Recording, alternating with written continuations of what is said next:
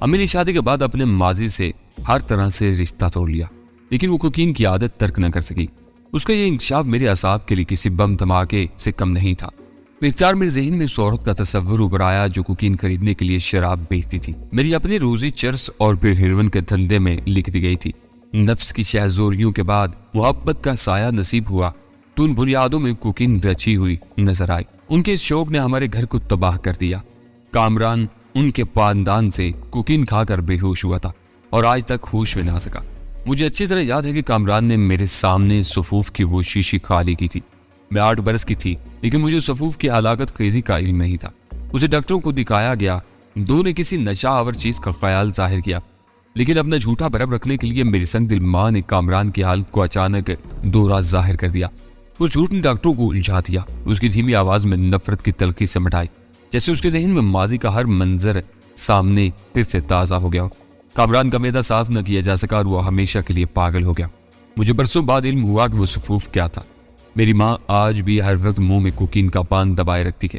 کامران سہمت سکڑا بندروں کی سی حرکتیں کرتا ہے، شور مچاتا ہے تو اسے بے رحمی سے مارا جاتا ہے اور چند روز کے لیے ایک کمرے میں قید کر دیا جاتا ہے۔ میں امی اور ڈیڈی کو دونوں کو ہی کامران کی بیماری کا ذمہ دار سمجھتی ہوں، لیکن ایسا معلوم ہوتا ہے جیسے ان میں سے کسی کے ضمیر پر کامران کے بارے میں کوئی بوجھ نہیں ہے۔ تمہارے ڈیڈی تو اصل قصے سے بے خبر ہی رہے ہوں گے۔ میں نے پرخیال لہجے میں کیا، اس کی کہانی نے مجھے بے حد متاثر کیا تھا۔ میں منشیات فروش تھا اور اس کا ماضی بھی نشے کی دھن میں ڈوبا ہوا تھا۔ ماں کوکین کی عادی تھی اور بڑا بھائی حادثاتی طور پر اس نشے کے ذریعے اثر ہمیشہ کے لیے اپنا ذہنی توازن کھو چکا تھا۔ اگر جھوٹے برم پر غزالہ کی ماں کی مامتا حاوی ہو جاتی اور وہ اپنی بدنامی کی پرواہ کیے بغیر ڈاکٹروں کو کامران کے بارے میں حقیقت سے آگاہ کر دیتی تو شاید بر وقت اس مظلوم کے معدے کی صفائی ہو جاتی اور وہ پاگل ہونے سے بچ جاتا۔ لیکن اس عورت نے اپنی جھوٹی انا پر اپنی کوکھ سے جنم دینے والے بیٹے کی زندگی نہایت بے رحمی سے قربان کر دی تھی۔ یہ گرہ برسوں میرے ذہن میں پروان چڑھتی رہی۔ وہ اسی تلخ لہجہ میں بولی۔ میرے ذہن میں روز بروز اس صفوف کے بارے میں تجسس پڑتا رہا جو میری ماں کے استعمال میں رہتا تھا اور جسے کھا کر کامران پاگل ہوا تھا۔ اس واقعے کے بعد مجھے پورے گھر میں کہیں وہ صفوف نظر نہ آیا۔ شاید کامران کے ساتھ پیش آنے والے حادثے کے بعد وہ محتاط ہو گئی تھی۔ کئی برس بعد جب مجھ میں ذرا سا حوصلہ پیدا ہوا تو میں نے علیحدگی میں ڈیڈی سے بات کی اور میرے خدشات سن کر اداس ہو گئے۔ میرے اصرار پر انہوں نے بتایا کہ امی کوکین کی عادی ہیں۔ کامران کو جو نقصان پہنچا تھا وہ پہنچ چکا۔ اس معاملے میں گزرے ہوئے وقت کو واپس لانا ناممکن تھا اور نہ ہی کامران کا کامیاب علاج ہو سکتا تھا۔ اسے پتا چلا کہ وہ پہلے سے واقف تھے لیکن امی کے سامنے کچھ نہ کہہ سکے۔ جب ماں نے ہی اپنی مامتا کو قربان کر دیا تو باپ سے کیا شکوا۔ باپ کے دل میں ویسے بھی اولاد کے لیے محبت کا جذبہ ذرا کمزور ہی ہوتا ہے۔ بہت عجیب کہانی ہے تمہاری، میں جھرچھری لے کر بولا۔ گھر کے ماحول میں اجنبیت اور لاتعلقی اسی لیے تو ہے کہ تم اپنی ماں کو مجرم سمجھ رہی ہو، لیکن میرے نزدیک نہ تمہاری ماں کا طوائف ہونا جرم ہے اور نہ کامران کا پاگل پن میرے دل میں لگی ہوئی چنگاری کو سرد کر سکتا ہے۔ ہو سکتا ہے اس کا علاج ممکن ہو، لیکن محبت اور ہمدردی کے ساتھ شاید اس کی زندگی میں بہتری اور تبدیلی آ سکے۔ ہم شادی کے بعد اسے اپنے ساتھ رکھیں گے۔ تم یقین کرو کہ میں اسے اپنے لیے بوجھ نہیں سمجھوں گا۔ اس نے حیرت اور بے اعتباری سے میری طرف دیکھا۔ یعنی آپ کے نزدیک میری کہانی، میرا ماضی، میرا ماحول قابل قبول ہے؟ میں نے کلفٹن کے ساحل پر برسوں سے ویران عمارت سے ذرا دور پختہ سڑک پر ایک ویران گوشے میں گاڑی روک دی اور اس اسیبی عمارت پر لگی ہوئی قد و کثر لائٹس کے ہلکے سے انعکاس میں اس کے چہرے پر نگاہیں جما کر بولا، تمہارا ماضی صاف اور بے داغ ہے غزالہ۔ تم نے جو کچھ بتایا وہ تمہاری ماں کا ماضی ہے جس کے لیے تمہیں ذمہ دار نہیں ٹھہرایا جا سکتا۔ پھر لہجہ بھر توقف کے بعد دوبارہ بولا، میں تو سمجھ رہا تھا کہ تم اپنے ماضی کی کسی بھول کے عذاب میں مبتلا ہو۔ میں تو شاید اسے بھی خاطر میں نہ لاتا۔ تم نے سچ بول کر میرے دل میں آگ سے بھڑکا دی ہے۔ میں اس بہانے تمہیں اجنبیت اور عدم اعتماد کی اس ماحول سے نکال کر خوشی محسوس کروں گا۔ وہ خاموش بیٹھی رہی۔ دوبارہ وہ میری طرف متوجہ ہوئی لیکن مجھے مسلسل اپنی طرف نگران دے کر خاموشی سے سر چکا لیا۔ میں تمہارے جواب کا منتظر ہوا سالہ، میں نے اسے ٹوکا۔ آپ جو کچھ کہہ رہے ہیں وہ آج کی باتیں ہیں تنویر صاحب، وہ کمزور اور شکست خوردہ لہجے میں بولی، لیکن یہ پرچائیاں ہر جگہ میرا تعاقب کریں گی۔ میں اپنے دامن سے اپنی ماں کے ماضی کا داغ نہیں دھو سکتی اور یہ بات چھپنے والی نہیں ہے۔ کسی دوست یا رشتہ دار کی کہی ہوئی کوئی بات آپ کے دل میں نشتر بن کر چھپ سکتی ہے۔ آپ معزز آدمی ہیں، اپنے حلقے میں کس کس کی باتوں نگاہوں کو کب تک برداشت کر سکیں گے؟ مجھے بہت حوصلہ ہے، اس لیے آج بھی زندہ ہوں۔ بہتر یہی ہوگا کہ مجھے تنہا چھوڑ دیں۔ کسی چور، بدماش، قاتل یا شرابی کے ساتھ میری گزر ہو سکے گی کیونکہ اس میں پہلے سے دوسروں کے تانے سننے کا حوصلہ ہوگا، لیکن وہ مجھے کبھی تانا نہ دے سکے گا۔ چند ثانیوں کے لیے میں گنگ ہو کر رہ گیا تھا، پھر رک رک کر بولا اگر میں کہوں کہ میں اس قدر معزز نہیں ہوں جتنا نظر آتا ہوں تو تمہارا جواب کیا ہوگا؟ اس کے ہونٹوں پر تنزیہ سے مسکراہٹ بھی کر گئی۔ مجھے بہلانے کی کوشش نہ کرے تنویر صاحب، میری خاطر اپنی ذات کی نفی اور تضحیق نہ کرے۔ میں امی اور ڈیڈی کی گفتگو سن چکی ہوں۔ ڈیڈی ریٹائرڈ ہو چکے ہیں، کامران پاگل ہے اور امی کا شوق بہت مہنگا ہے۔ وہ میرے لیے کسی موٹی اسامی کی تلاش میں ہیں جو ان کے لیے بھی سہارا بن سکے۔ کیا کیا سننا چاہتے ہیں آپ میری زبان سے؟ میں کسی ہشت پابلا کی طرح ہوں لیکن آپ کو اپنے چنگل میں نہیں پھانسنا چاہتی۔ میں نے پہلی بار نرمی سے اس کے شانے پر ہاتھ رکھ دیا۔ میرے اسامی بننے یا نہ بننے کا دارومدار تمہاری مرضی پر منحصر ہوگا۔ میں نے دنیا دیکھی ہے، پھر تم میرا ساتھ دو تو میں ہر ایک سے ٹکرا جانے کی صلاحیت رکھتا ہوں۔ مجھے مایوس کرو گی تو وہ نہ جانے کس کے ساتھ تمہارا پلو باندھ دے اور تم زندگی بھر دوہرے جہنم میں سلگتی رہو گی۔ یہ ناممکن ہے۔ اس کا لہجہ پرعزم تھا۔ ان کی گفتگو سننے کے بعد میں نے دو ٹوک الفاظ میں انہیں بتا دیا ہے کہ اس بارے میں میری مرضی کے خلاف وہ مجھ پر کوئی فیصلہ نہ تھوپ سکے، اسی لیے میرے فون وصول کرنے پر پابندیاں عائد کر دی گئی ہیں۔ کوئی کال کرتی ہوں تو امی یا ڈیڈی میں سے کوئی آس پاس منڈلاتا رہتا ہے۔ کبھی کبھی تو میں کنوتی ہو کر اس حد تک سوچنے پر مجبور ہو جاتی ہوں کہ کہیں کامران کی تباہی میں امی کو کچھ سازش نہ رہی ہو۔ انہوں نے سوچا ہو کہ کامران کو راستے سے ہٹا کر مجھے اپنے اشاروں پر چلا سکے، کیونکہ وہ جن لوگوں میں اپنا ماضی بسر کرتی رہیں ان کے نزدیک بیٹیاں سونے کا انڈا دینے والی مرغیاں ہوتی ہیں۔ تم کو کس نے بتایا تمہاری ماں کے ماضی کے بارے میں نے قدرے تیز لہجے میں سوال کیا۔ میرے مزید کچھ کہنے سے پہلے وہ بول پڑی، میں اس عمر سے یہ سب سنتی آئی جب مجھے اس کا مفہوم بھی معلوم نہیں تھا۔ ڈیڈی کے دوستوں کے بچے تک یہی سب کہتے تھے، بعض گھروں میں میرا داخلہ تک ممنوع تھا۔ پھر اس تحقیر امیز رویے کی بنا پر ڈیڈی دوستوں سے کنارہ کش ہوتے چلے گئے اور آج وہ بالکل تنہا ہے۔ اچھی باتیں چھپی رہ جاتی ہے تنویر صاحب، گندگی اچھل کر اوپر آتی ہے۔ اس نے آہستگی سے اپنے شانے پر سے میرا ہاتھ ہٹا دیا۔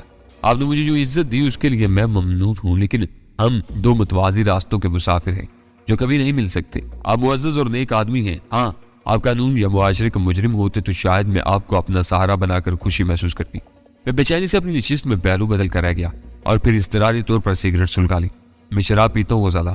طویل سکوت کے بعد میں نے گہرا سانس لے کر کہا، اتنا بارسا نہیں ہوں جتنا تم مجھے سمجھ رہی ہو۔ اس بار اس نے میری بات کاٹ دی، پیتے ہوں گے؟ اس کا لہجہ ٹھوس لیکن بے پروایانہ تھا۔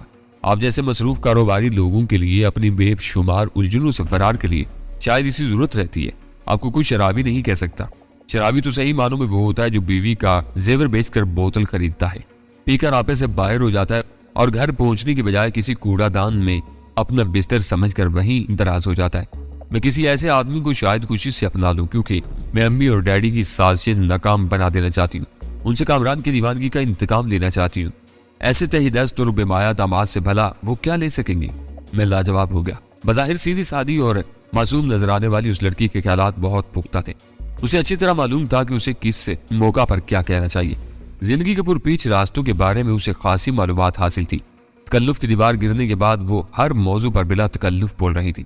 اس کے اس نئے روپ سے مجھے ایک انوکھی سی راحت بھی ملی تھی۔ وہ بالکل ہی نوکے ذہن کی مالک نہیں تھی بلکہ اپنے گرد و پیش پر گہری نظر رکھتی تھی۔ پختہ ذہن، ٹھوس ارادوں، دلکش چہرے اور پرکشش سراپا پر مشتمل اس لڑکی کو اپنانے کی خواہش میرے دل میں شدید تر ہونے لگی، لیکن میری سمجھ میں نہیں آ رہا تھا کہ میں اس کو کیسے اقرار پر آمادہ کروں۔ مجبوریاں اور کمزوریاں ہر آدمی کے ساتھ ہوتی ہیں غزالہ۔ میں نے سگریٹ کے کئی گہرے کش لینے کے بعد قدر جذباتی لہجے میں کہا، تم نے صاف گوئی سے کام لیتے ہوئے مجھے اپنے بارے میں سب کچھ بتا دیا، وہ باتیں بھی بتا دیں جو شاید کبھی میرے علم میں نہ آتی، لیکن تم نے میرے ظاہر سے دھوکہ کھایا ہے۔ شاید تقدیر کو کچھ یوں ہی منظور تھا کہ ہم دونوں اپنے ضمیر کے مجرموں کی طرح یکجا ہوں، پھر ایک دوسرے کو اپنی انکہی کہانیاں سنائیں اور ایک دوسرے کی پناہ میں آ جائیں۔ میں قانون اور اس کے ساتھ ساتھ معاشرے کا بھی مجرم ہوں، خدا کے لیے۔ وہ میری بات کاٹ کر اچانک ہی کرب آلود آواز میں بولی، مجھے بہلانے کے لیے کہانیاں نہ تراشیں، میں تنہا ہوں غزالہ۔ میں اس کا ہاتھ تھام کرتے اس لہجے میں بولا، بالکل ادھورا۔ اچھوم میں بھی خود کو اکیلا محسوس کرتا ہوں کیونکہ اپنی اصلیت صرف مجھے معلوم ہے، کسی سے دل کی بات نہیں کر سکتا۔ مجھے محسوس ہو رہا ہے کہ میری ذات کی تکمیل صرف تمہارے ساتھ ہو سکے گی۔ میں تمہیں بہلا نہیں رہا، جو کچھ بتا رہا ہوں حقیقت ہی حقیقت ہے۔ میں بہت دکھی ہوں تنویر صاحب، وہ اداس لہجے میں بولی۔ کامران کے المیہ نے میری زندگی سے سب کچھ نچوڑ لیا ہے، اب تو بس ایک ہی حسرت ہے کہ کبھی موقع مل جائے تو ان لوگوں کو چن چن کر بے نقاب کروں جو ہمارے معاشرے کی جڑوں میں زہر دے رہے ہیں۔ ہاں ہاں بولتے رہو، رکیوں گی؟ اسے خاموش پا کر میں نے اضطراری لہجے میں ٹوکا۔ اتنی دیر کی گفتگو میں پہلی بار وہ ایک ایسے موضوع کی طرف آئی تھی جو میرے لیے دلچسپی سے بھرپور تھا۔ کامران میرے سامنے ہے، اس لیے میں اس کے حوالے سے سوچتی ہوں۔ وہ پرخیال لہجے میں بولنے لگی، لیکن اس جیسے نہ جانے کتنے ہوں گے جو بھول میں یا دانستہ نشے کے ہاتھوں برباد ہوں گے۔ میرا بس چلے تو ان سب کو سنسار کرا دوں، جو دولت کی ہوس میں نشہ آور چیزوں کا گھنونا دھندا کرتے ہیں۔ کالج کے فنکشن میں میں نے پہلی بار سرگرمی سے حصہ لیا تھا، کیونکہ اس میں انسداد منشیات کے مذاکرے کا پروگرام بھی شامل تھا۔ اگر ایسے حریص لوگوں کا پتہ صاف ہو جائے تو پھر کسے چرس، افیم اور کوکنگ مل سکے گی؟ اپنی زندگی میں اگر کسی ایک آدمی کو بھی اس جرم میں پکڑوا سکی تو میں سمجھوں گی کہ میں نے اپنا مقصد پا لیا۔ میں ایک گہرا سانس لے کر رہ گیا۔ پھر سب سے پہلے مجھے سزا یاب کرواؤ۔ اس بار وہ بری طرح چونکی تھی۔ کیوں؟ اس لیے کہ میں قانون اور معاشرے کا مجرم ہوں۔ میں نے گمبھیر مسکراہٹ کے ساتھ کہا، یہ اعتراف میں کسی کے سامنے نہیں کر سکتا، لیکن تمہیں یہ جان کر حیرت نہیں ہونی چاہیے کہ میں بھی منشیات فروش ہوں۔ آپ جھوٹے ہیں، میں نہیں مان سکتی۔ وہ بے یقینی کے انداز میں بڑبڑائی۔ آپ اس وقت جذبات کی روح میں بہکے ہوئے ہیں اور ہر قیمت پر مجھے اپنانے پر تل گئے ہیں، اسی لیے نہ کردہ گناہوں کا بوجھ اپنے سر تھوپنے پر آمادہ ہیں۔ لیکن آپ بھول گئے، ورنہ شاید کسی قتل کا اعتراف کرتے۔ میں کسی چور، قاتل، بدماش یا شرابی کے ساتھ تو گزارا کر سکتی ہوں، لیکن کسی منشیات فروش کے ساتھ ہرگز نہیں۔ میری خاطر آپ اپنی ذات کو اتنا آلودہ نہ کریں۔ میں کماتا بھی ہوں، اڑاتا بھی ہوں۔ میں نے اگنیشن آن کرتے ہوئے بوجھل لہجے میں کہا، لیکن اپنی تنہائی میں کسی کو شریک سفر بنانے کے بارے میں کبھی نہ سوچ سکا، کیونکہ میں دوہری زندگی گزار رہا ہوں۔ میرا ظاہر کسی آئینے کی طرح شفاف ہے، لیکن باطن دھندلایا ہوا ہے۔ یہ نہ جھوٹ ہے اور نہ جذبات کی روح میں کہی ہوئی کوئی سرسری بات۔ وہ حیرت سے میری طرف دیکھتی رہی، جیسے میں اس کے سامنے کوئی عجوبہ رہا ہوں۔ پھر اداس لیکن تحیر زدہ لہجے میں بولی، میرے لیے یہ بات ناقابل یقین ہے، لیکن آپ سنجیدہ ہے، اگر مناسب سمجھے تو دل کا بوجھ ہلکا کر لیں۔ میں یقین دلاتی ہوں کہ آپ کی یہ گفتگو ہمیشہ ایک راز بن کر میرے سینے میں دفن رہے گی۔ میں نے اگنیشن آف کر دیا۔ میرے ذہن میں اپنے ماضی کا ایک ایک لمحہ یوں مجسم ہونے لگا جیسے کسی اسکرین پر ان واقعات کی فلم چلا دی گئی ہو۔ فیصلہ میں نہیں جانتا کہ میں کون ہوں، لیکن مجھے اتنا پتا ہے کہ مجھے اپنے اس وطن سے محبت ہے۔ اس وطن کی خاطر میں نے بڑی بڑی قربانیاں دی ہیں۔ میرا بچپن ایک گاؤں میں گزرا تھا۔ اس گاؤں سے چلتے ہوئے بس ایک ہی خواہش تھی کہ میں امیر ترین بن جاؤں، لیکن وقت کے ساتھ چلتے چلتے پتہ نہیں کب سب کچھ پیچھے رہ گیا۔ دولت بے معنی ہو گئی، نام حیثیت کسی مقام پر نہ پہنچ سکا اور میں ملک دشمنوں سے ٹکرانے لگا۔ ان سے ٹکرانے کے بعد میری زندگی میں ایک نیا موڑ آیا، ایک ایسا مقام جہاں پر مجھے اپنی شناخت، اپنا نام، سب کچھ کھونا پڑا۔ مجھے ایک بار پاکستان چھوڑ کر بھی نکلنا پڑا۔ میں نے اپنے ماضی میں اتنے پیاروں کو کھویا ہے کہ شاید ہی اب دوبارہ کسی کو کھو سکوں گا، کیونکہ بڑے عرصے کے بعد میرے دل میں ایک محبت کی کومپل پھوٹی ہے۔ اگر یہ محبت پھر سے حادثوں کی نظر ہو گئی تو مجھے لگتا ہے کہ میں جی نہیں پاؤں گا۔ لوگوں کے سامنے جو میرا ماضی ہے وہ من گھڑت ہے، لوگوں کو جو میں سناتا ہوں وہ ایک کہانی ہے۔ لوگوں کو یہ معلوم نہیں کہ تنویر کے پیچھے کچھ اور نام بھی چھپے ہوئے ہیں۔ وہ ایک گاؤں کا رہنے والا منچلا افضل تھا، جس نے اپنی زندگی کا ایک مقصد بنا لیا تھا۔ اسے صرف یہ یاد تھا کہ اسے دولت مند امیر ترین بننا ہے، لیکن اس دولت کی خاطر اس نے بڑے بڑے گھروں بھی کام کیے۔ اس کا ماضی اتنا داغدار تھا کہ اسے کبھی بھی عزت کی روٹی نصیب نہیں ہو سکتی تھی، لیکن قدرت مہربان تھی، اس افضل سے کوئی کام لینا چاہتی تھی۔ اس افضل نے اپنی زندگی وقت کے بہاؤ پر چھوڑ دی تھی۔ جب میں نے اپنا ملک چھوڑا، اس وقت میری ایک محبت کرنے والی، بہت ہی چاہنے والی عزیز دل ہستی مجھ سے جدا ہو گئی تھی۔ اس دنیا سے، اس جہان سے میرا دل اٹھ گیا تھا۔ تمام کاروبار میں نے وائنڈ اپ کر دیے تھے، لیکن کچھ میرے ایسے جانثار ساتھی تھے جنہوں نے مجھے یہ مشورہ دیا کہ میں اپنے تمام کاروبار ان کے حوالے کر دوں۔ میں نے وہ تمام کاروبار ان کے حوالے کر دیے، مگر میں تمہیں یہ نہیں بتاؤں گا کہ وہ کون تھے، کہاں ہیں، کیونکہ ابھی میں اس قابل نہیں کہ تم پہ اتنا اعتماد کر سکوں کہ اپنی زندگی کے تمام راز تمہارے سامنے کھول کر رکھ دوں۔ حال ہی کہ اتنا کہوں گا کہ آج میں جس مقام پر ہوں، میں بھی ایک منشیات فروش ہوں، اور میں منشیات فروش کیوں ہوں اس کے پیچھے بھی ایک بڑی وجہ ہے، جو فی الوقت اگر میں تمہیں سمجھانے کی کوشش کروں گا تو نہیں سمجھا پاؤں گا۔ میں نے اختصار کے ساتھ سارے واقعات اسے سنا دیے۔ وہ حیرت، صدمے اور بے یقینی کے عالم میں میری کہانی سنتی رہی، اور جب میں لاہور سے روانگی کا ذکر کر کے خاموش ہوا تو وہ پھریری لے کر چونک پڑی۔ یقین نہیں آتا، وہ غور سے میری طرف دیکھتی ہوئی بولی، میں تو سمجھتی تھی کہ میری زندگی صدموں اور عدم تحفظ کا شکار رہی ہے۔ دوسروں کا ماضی ایسا نہیں ہو سکتا، لیکن آپ مرد ہوتے ہوئے بدترین امتحانات سے گزری ہیں۔ سچ ہے کہ جب تک انسان دوسروں کے دکھوں کی راکھ نہ کھریدے، اپنی یادوں کی چنگاریوں ہی میں سلگتا رہتا ہے۔ وہ میری زندگی کا پہلا باب تھا، میں نے بھاری لہجے میں کہا، جو مکمل شکست پر ختم ہو گیا، اور میں انسانیت کی اعلیٰ قدروں کو فراموش کر کے محض زندہ رہنے کی حیوانی خواہش دل میں لیے کراچی چلایا اور جرائم کے راستے پر پڑ گیا۔ میں یقینی کہ اس دور میں ایک شخص نے معقول مستقل آمدن کا سنہرا خواب دکھا کر مجھے اپنے چنگل میں لے لیا، اور آج تک میں اسی کے لیے کام کرتا چلا رہا ہوں۔ فرق صرف اتنا ہے کہ پہلے میں چرس بیچتا تھا، اب ہیروئن کا کاروبار چلاتا ہوں۔ تو وہ پلاسٹک فیکٹری، وہ مجسم سوال بن گئی۔ ناجائز آمدنی کے لیے بس ایک جائز آرٹ سمجھ لو اسے، میں نے بوجھل مسکراہٹ کے ساتھ کہا۔ اس کی داغ بیل بھی کالے دھندے ہی سے ڈالی گئی تھی، اور آج وہ ایک با اعتماد ادارہ ہے۔ آپ تنہا ہیں۔ جب ایک آبرو مند بنیاد قائم ہو گئی ہے تو منشیات فروشی سے کنارہ کش کیوں نہیں ہو جاتے؟ یہ تو سب سے بڑی لعنت ہے۔ اس کے شکار سسکتے ہوئے ڈھانچوں کی طرح زندگی گزارتے ہیں۔ کیا ان کے بارے میں کبھی سوچا ہے آپ نے؟ اتنی شدت کے ساتھ تو نہیں، لیکن سوچا ضرور ہے۔ میں نے کہا، میں خود اکتا گیا ہوں، الگ ہونا چاہتا ہوں لیکن الگ نہیں ہو سکتا۔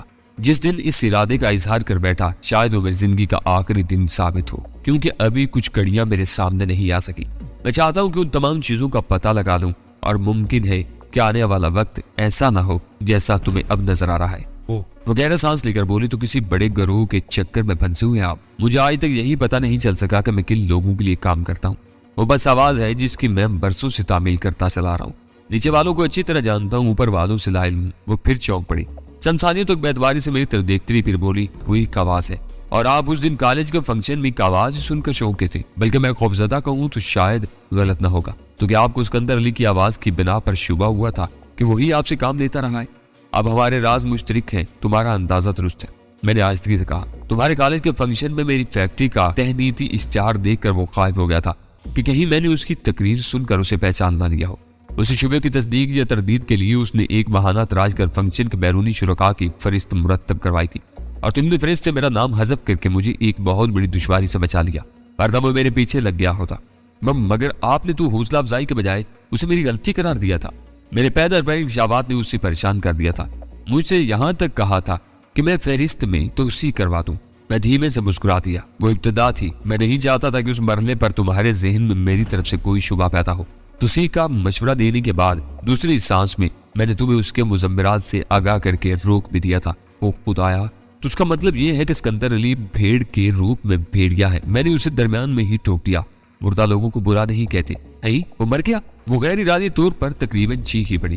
غریباً یہ تھا کہ اس وقت اس ساحلی گوشے کی ویرانی میں کچھ اور اضافہ ہو گیا تھا، ورنہ آس پاس سے کوئی بھی اس کی آواز سن کر ہماری طرف متوجہ ہو سکتا تھا۔ آج شام کے اخبارات میں اس کے قتل کی خبر موجود ہے۔ میں نے پرسکون لہجے میں کہا، کس نے قتل کیا اسے؟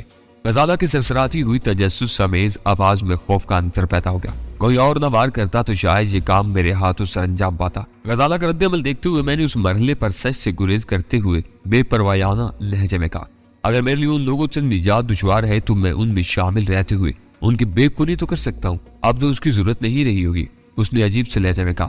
میں اس کی خام خیالی پر ہنس دیا۔ اسکندر علی میرا سربراہ ہونے کے باوجود اس بساط کا ایک چھوٹا سا مورا تھا، اس کی باغ ڈوڑ کسی اور کے ہاتھ میں تھی، اب وہی میری توجہ کا مرکز بنے گا۔ مجھے اب تک یقین نہیں آ رہا کہ میں کوئی خواب نہیں دیکھ رہی۔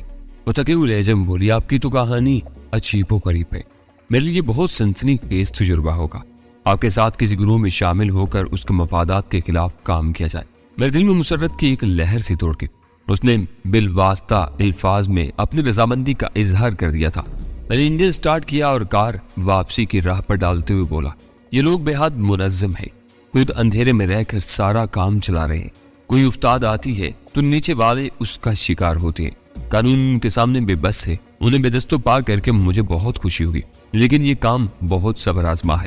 فی الحال ان کی صفوں میں اپنی جگہ برقرار رکھنے کے لیے مجھے ان کی ہدایات پر چلنا ہوگا۔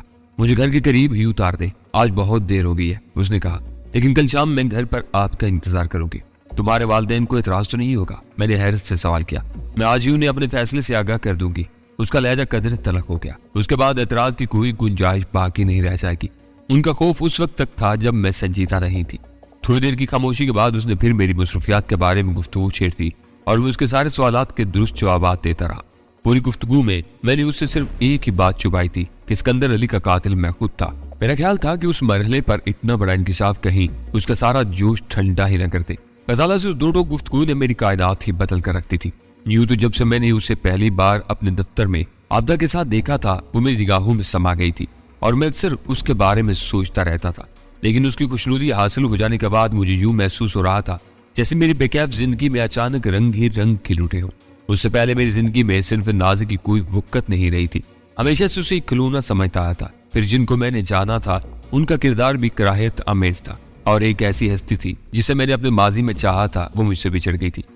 ظاہری چمک دمک اور سکوں کی کھنک کہیں بھی ان کے قدموں کی زنجیر بن جاتی تھی۔ ان سے وقتی بہلاوے کے علاوہ میں کبھی کوئی آسودگی حاصل نہیں کر سکا تھا، لیکن غزالہ نے ان حالات میں پہلی بار مجھے دوبارہ سے چاہنے اور چاہے جانے کی لذت سے روشناس کیا تھا۔ اسے گھر کے قریب چھوڑنے کے بعد مجھے محسوس ہو رہا تھا کہ اس سے پہلے میں بالکل ہی بے مقصد زندگی گزار رہا تھا. دنیا میں کوئی ایسا نہیں تھا جس کے جذبوں اور تمناؤں کا مرکز صرف اور صرف میری ذات ہوتی. لیکن اب زندگی کے یہ تیور بدلنے والے تھے. خوشی کی بات یہ تھی کہ ہمارے درمیان کوئی دیوار باقی نہیں رہی تھی اور شاید وہ گھر سے باہر بھی میری سرگرمیوں میں ہاتھ بٹانے کے لیے پوری طرح تیار تھی. میں اس حسین شام کی یادوں میں گویا وہ بستر پر دراز تھا کہ اچانک ٹرانسمیٹر ریسیور پر کال سگنل موصول ہونے لگا. میں نے اپریٹس آن کر دیا. دوسری طرف سے C1 اپنے سی کنگ کے مقررہ کوڈ سے مجھے پکار رہا تھا. D2 receiving over. میں نے اس کی کال سننے کے بعد جواب دیا. تمہیں ان چیزوں کا طریقہ استعمال یاد ہے نا جو جیوا ہاؤس میں تمہاری تحویل میں دی گئی تھی؟ اوور. اس نے سوال کیا. یاد ہے، میں نے جواب دیا، لیکن میں یہ نہیں سمجھ سکا کہ ایکس رے مشین کا کیا مصرف ہوگا. اوور. وقت آنے پر سب معلوم ہو جائے گا. فی الحال تمہیں جیوا ہاؤس پہنچنا ہے. 10 بجے MT300 پر کوئی اہم کال آئے گی. اوور.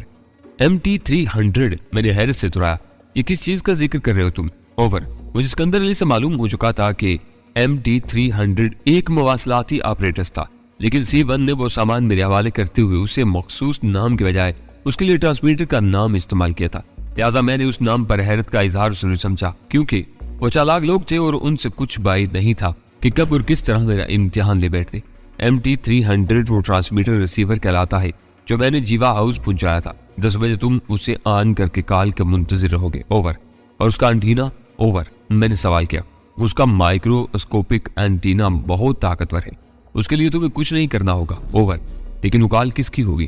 میں اسے کس طرح پہچانوں گا؟ اوور. تمہارے لیے صرف اتنا کافی ہے کہ وہ کال MT300 پر آئے گی. اس نے ایک ایک لفظ پر زور دے کر کہا. مجھے جو کچھ کہا گیا وہ میں نے تم تک پہنچا دیا ہے. Over and all. اپریٹس پر صرف ریڈیائی شور باقی رہ گیا تھا، لہٰذا میں نے اسے آف کر دیا. میں نے رسٹ وائز دیکھی تو میرے پاس بہت کم وقت رہ گیا تھا، لہٰذا میں نے لباس تبدیل کیا اور جیوا ہاؤس کے لیے روانہ ہو گیا. اس عمارت کے محافظ اس وقت بھی اپنی جگہوں پر مستعد تھے. ان میں خوبی یہی تھی کہ کسی کی موجودگی یا غیر حاضری کی پرواہ کیے بغیر فرض شناسی کے ساتھ اپنا کام سر انجام دیتے رہتے تھے. لہٰذا پہلے ہی ہارن پر عمارت کا پارٹی کھول دیا گیا.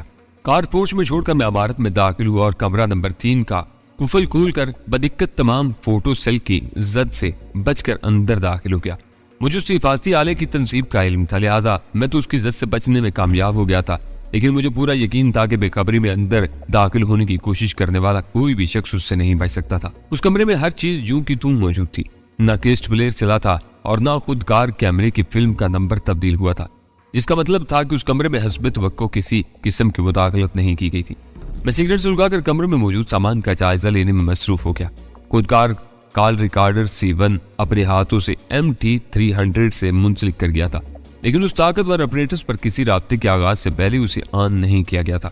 اس آلے میں یہ خوبی تھی کہ اگر اسے اپریٹس کے ساتھ آن کر دیا جاتا تو MT300 پر پیغام وصول ہوتے ہی ریکارڈر چل پڑتا اور 3 منٹ بعد خود بخود رک جاتا. اس طرح میری غیر موجودگی میں بھی ان آلات پر میرے لیے ہدایات چھوڑی جا سکتی تھی.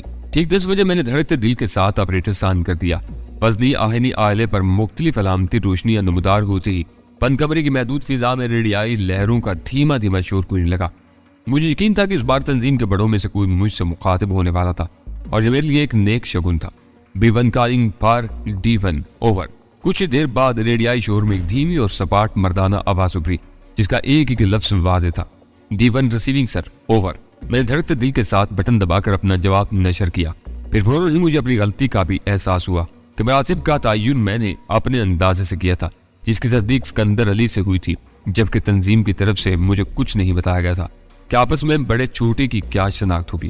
بس اس رویے کا ایک ہی جواز ہو سکتا تھا کہ D1 کے طور پر میں پہلے B4 کو جواب دے تھا، لہٰذا B1 بھی مجھ سے افضل ہو سکتا تھا. لیکن دوسری طرف سے میرے انداز پر توجہ نہیں دی گئی. حالات ایک دم بگڑ گئے ہیں. ریسیور پر وہی دھیمے اور سپاٹ آواز گونج رہی تھی. B4 کو ہلاک کر دیا گیا ہے. کچھ لوگ ہمارے پیچھے لگ گئے ہیں. اب سب کو محتاط رہنا ہوگا. کل نیشنل ہائی وے سے ٹرک نمبر BR039 کے ذریعے ایک بڑی کھیپ آ رہی ہے. تمہارے آدمیوں کو ٹھیک 5 بجے 18ویں سنگ میل پر سیاہ رومال لہرا کر اسے روکنا ہے. ڈرائیور مرغ زری کا حوالہ دینے والے کی ہدایات پر عمل کرے گا. اس مال کی فوری تقسیم کے بعد تم لوگوں کو کنارہ کش ہو جانا ہے. باقی ہدایات بعد میں ملیں گی. اس دوران میں تم MT300 پر ہر شام 7 بجے سے 7:30 تک موجود رہو گے. اوور. میں سمجھ گیا سر. میں نے سعادت مندانہ لہجے میں جواب دیا، لیکن یہ نہیں سمجھ سکا کہ B4 کے دشمن کون ہو سکتے ہیں. ویسے آج شام کے اخبارات میں اسکندر علی کے قتل کی خبر شائع ہوئی ہے. اس سے تو B4 کا کوئی تعلق نہیں تھا. اوور. شاید تمہیں یہ سن کر حیرت ہو کہ وہی تمہارا B4 تھا۔ B1 کا جواب سنتے ہی میرے لبوں پر آسودہ مسکراہٹ پھیل گئی۔ اس نے اپنی ایک بڑی غلطی کی سزا بھگتی ہے۔ اگر اس کا فیصلہ التوا میں نہ ڈالا جاتا تو شاید قاتل کبھی اس تک نہ پہنچ پاتا۔ اب فکر اس بات کی ہے کہ قتل سے پہلے اس نے B4 سے نہ جانے کیا کچھ اگلوا لیا ہو۔ اوور۔ میرے لیے یہ سمجھنا دشوار نہیں تھا کہ فیصلہ التوا میں ڈالنے کا کیا مطلب تھا۔ B1 کو خلش تھی کہ اس نے یا اس سے اوپر والوں نے فوری سزا کے بجائے اسکندر علی کو زندہ کیوں رکھا۔ اگر طارق کی طرح اسے بھی مار دیا گیا ہوتا تو کم از کم باہر کا کوئی آدمی اس پر ہاتھ ڈالنے میں کامیاب نہ ہو سکتا۔ ہم محتاط رہیں گے سر، میں نے جواب دیا۔ طارق کے بعد ہم کو دوسرا صدمہ پہنچا ہے۔ اوور۔ طارق معمولی آدمی تھا، لہتے قدرے بگڑ گیا۔ اس کا صحیح وقت پر صحیح فیصلہ کر لیا گیا تھا۔ B4 کی اہمیت کسی فوری فیصلے میں مانے رہی۔ بہرحال ان باتوں سے تمہارا کوئی تعلق نہیں، تم اپنے کام سے کام رکھو۔ حالات کی نزاکت کے پیش نظر تمہیں فوری طور پر اختیارات دیے جا رہے ہیں۔ اب تم براہ راست میرے تابع ہوگے۔ C1 تمہاری ہدایات اور مشوروں کے مطابق تم سے تعاون کرتا رہے گا۔ نچلے درجے پر مال کی تقسیم کا کام D2 کے سپرد کر دو۔ اب تم B4 اور وہ D1 کہلائے گا، لیکن اسے اپنا نمبر 2 منتخب کرنے کی ضرورت نہیں۔ وہ بدستور دوسرے لوگوں سے براہ راست کام لیتا رہے گا۔ اوور۔ لیکن فی الحال تو کل کی کھیپ کے بعد کوئی کام ہی نہیں رہے گا سر۔ اوور۔ D2 کے نیچے والوں کو اس صورتحال کا اندازہ نہیں ہونا چاہیے، انہیں خوبصورتی سے الجھائے رکھنا ہوگا۔ یہ معاملہ تمہیں تمہاری صوابدید پر چھوڑنا ہوگا۔ اس وقت شہر میں سکون ہے، لیکن ایڈکشن کیور سوسائٹی ہمیشہ انسدادی سرگرمیوں میں پیش رہی ہے۔ سرکاری لیول پر بھی اسے تسلیم کیا جاتا ہے۔ تمہیں احتیاط دے کر اس میں رسوخ حاصل کرنا ہے۔ اسکندر علی اس کا تاحیات رکن بنا ہوا تھا۔ فرصت کے اوقات میں تم اس طرح توجہ دینے کے ساتھ ایشلے ہاؤس کے لیے آدمی تیار کرو، کیونکہ اگلے ہفتے مال روانہ ہونا ہے۔ اوور۔ بہتر سر، میں نے جلدی سے کہا۔ شاید آپ کو ماہرین کے اجلاس کی رپورٹ مل گئی ہوگی۔ وہاں جرمن نمائندے نے انکشاف کیا تھا کہ ڈاکٹر PJ ڈالٹن کو مومن خان کے لیے کام کرنے پر آمادہ کرنے والی برطانوی نژاد لڑکی کا نام ویرا لائٹ تھا، جبکہ ٹوکیو میں مجھ سے معاملات طے کرنے والی کا بھی یہی نام تھا۔ یہ نقطہ مسلسل میرے ذہن میں چھپ رہا ہے۔ اوور۔ سوچنا اچھی بات ہے، لیکن تم فضول بات پر سر کو پا رہے ہو۔ تم سے ملنے والی فرضی نام سے سفر کر رہی تھی۔ اگر ایشلے ہاؤس والوں کی رسائی مومن خان جیسے لوگوں تک ہوتی تو ہم سے کاروبار نہ کر رہے ہوتے۔ اس کا جواب منطقی تھا، لیکن میرا ذہن اس عجیب و غریب یکسانیت کو اتفاق تسلیم کرنے پر پھر بھی آمادہ نہ ہو سکا۔ اس کے رویے سے ظاہر ہو رہا تھا کہ وہ اس بات کو اہمیت دینے کو تیار نہیں، لہٰذا میں نے مزید کسی سوال کا ارادہ ترک کر دیا۔ شاید تم نے غور نہیں کیا کہ اس اجلاس میں شروع سے آخر تک بے سر و پاک گفتگو ہوتی رہی۔ وہ کہہ رہا تھا، بڑی طاقتوں کا بس چلے تو وہ دنیا میں رونما ہونے والی قدرتی آفات کا الزام بھی ایک دوسرے پر عائد کرنے لگے۔ اب تم ایک نمبر نوٹ کر لو، یہ لاہور کا نمبر ہے۔ اس کے الفاظ سنتے ہی میرا دل کھوپڑی میں تھمکنے لگا، اور جب اس نے نمبر بتایا تو میں حیران رہ گیا، کیونکہ اس نمبر پر میں ایک بیمار اور عمر رسیدہ عورت سے بذات خود گفتگو کر چکا تھا۔ اس پر انتہائی ہنگامی ضرورت کے تحت تم رات 1 سے 3 بجے تک اپنے کوڈ کے تحت کوئی بھی پیغام دے کر ہدایات لے سکتے ہو۔ یہ خیال رہے کہ یہ نمبر بدترین حالات میں رہنمائی کے لیے ہے۔ بلا وجہ رابطے کی کوشش کرو گے تو عطاب کو دعوت دو گے۔ عام حالات میں MT300 پر مجھ سے بات کر سکتے ہو۔ انہی موضوعات پر مختصر سی وضاحتی گفتگو کے بعد B1 نے سلسلہ منقطع کر دیا۔ میری وکال بہت اہم ثابت ہوئی تھی۔ سب سے پہلی بات یہ تھی کہ اسکندر علی کے قتل نے انہیں بکلا کر رکھ دیا تھا، اور وہ حفظ متقدم کے طور پر کاروبار سے عارضی طور پر دستبردار ہونے کے لیے تیار ہو گئے تھے، لیکن ان کے عزائم بدستور بلند تھے۔ دوسری طرف ویرا لائٹ کے نام کی تو جگہ موجودگی نے مجھے جس الجھن میں ڈالا ہوا تھا وہ اوپر والوں کی بھی ہونی چاہیے تھی، لیکن B1 نے اس نقطے کو جس سرسری انداز میں بھگتانے کی کوشش کی تھی، اسے ظاہر ہوتا تھا کہ وہ عقل سے بالکل عاری ہے، مگر وہ تنظیم کا ایک ذمہ دار رکن تھا۔ اپنے نازک فرائض کی بنیاد پر اس کی ذہانت ہر شعبے سے بالا تک تھی۔ اسے ایک ہی نتیجہ اخذ کیا جا سکتا تھا کہ وہ مجھے اس راز میں شریک کرنے پر آمادہ نہیں تھا۔ ویرا لائٹ اور اس کی سرگرمیاں اس وقت میرے لیے ثانوی نوعیت کی تھی۔ فوری اہمیت اس بات کی تھی کہ ان لوگوں کا طریقہ کار بتدریج سامنے آتا جا رہا تھا۔ شہر میں باہر سے مال کی ترسیل براہ راست B1 کی ذمہ داری تھی۔ شہر پہنچنے تک ڈرائیور کو بھی علم نہ ہوتا کہ دوسرے مال میں چھپائی ہوئی ہیروئن کہاں پہنچ جانی ہے، بلکہ مجھے تو یہ بھی شبہ ہونے لگا تھا کہ ڈرائیور کو کچھ خاص تھیلوں کا علم تو ہو سکتا تھا، لیکن یہ معلوم نہ رہا ہو کہ وہ بالائی علاقے سے ان تھیلوں میں کیا لے کر چلا ہے۔ پھر شہر سے 18 میل پرے C1 کے آدمی ڈرائیور سے مل کر کسی محفوظ مقام پر مال کے تھیلے حاصل کر لیتے، اور انہی میں سے کوئی وہ مال جیوا ہاؤس میں جاگیر کے حوالے کر دیتا۔ ایک طرف پولیس، آبکاری اور دوسرے سرکاری محکموں کی عزت سے محفوظ رہتے ہوئے یہ غیر قانونی مشاغل جاری تھے، اور دوسری طرف ریڈکشن کیور سوسائٹی جیسے نیک نام اداروں میں گھس کر سرکاری اور نجی رجحانات پر کڑی نگاہ رکھی جا رہی تھی۔ مجھے محسوس ہو رہا تھا کہ غزالہ میرے ساتھ مل کر اس صورتحال سے لطف اندوز ہوگی اور اس کے ساتھ مل کر میں اس تنظیم میں آخرکار ایسے منصب تک پہنچنے میں کامیاب ہو جاؤں گا جہاں میرے ایک اشارے پر سارا نظام دھرم برم ہو کر رہ جائے گا۔ A2 کے بارے میں بھی معاملہ صاف ہو گیا تھا۔ شاید اسکندر علی کو بھی وہ نمبر کسی آڑے وقت کے لیے دیا گیا تھا، لیکن میں اس کی ڈائری سے وہ نمبر لے اڑا۔ نمبر لاہور ہی کا تھا۔ اس کا مقصد تھا کہ خود کو مریض اور تنہا ظاہر کرنے والی عورت کا دامن صاف نہیں تھا۔ اس نے مجھ سے خود کہا تھا کہ وہ کسی مرد کے بغیر اس نمبر والے مکان میں رہتی ہے، اور میں اس کے التجا آمیز لب و لہجے سے دھوکا کھا گیا تھا۔ رات کے 1 سے 3 بجے کے دوران یا تو وہ خود A2 کے روپ میں پیغامات وصول کرتی تھی یا پھر رات کی تاریکی میں اس کا کوئی شناسا وہاں پہنچ کر اپنے معمولات نمٹاتا تھا۔